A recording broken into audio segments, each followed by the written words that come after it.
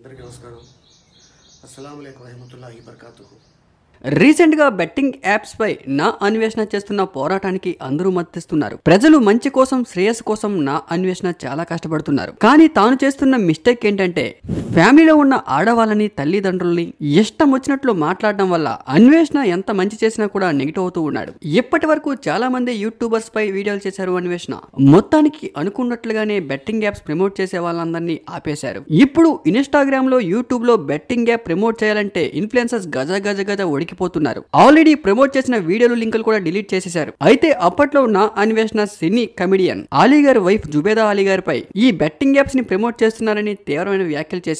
అప్పట్లో నా అన్వేషణపై అలీ గారి వైఫ్ జుబేదా అలీ గారు నా అన్వేషణపై కేసు కూడా నమోదు చేశారు. మరి ఆ కేసు ఏమైందో ఎవరికి తెలియదు. కానీ మళ్ళీ రీసెంట్ గా అలీ గారిపై నా అన్వేషణ వీడియో చేశారు.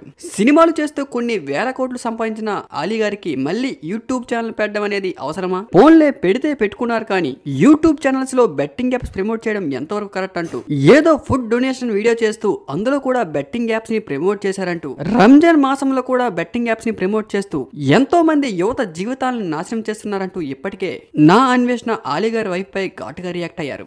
ఇప్పటికే భయ్యా సన్నీ యాదవ్, పరేషన్ బాయ్స్, విఆర్ రాజా, కమీడియన్ అలీ పాకిస్తాన్ తీవ్రవాది అంటూ ఘాటైన వ్యాఖ్యలు చేశారు నా అన్వేషణ.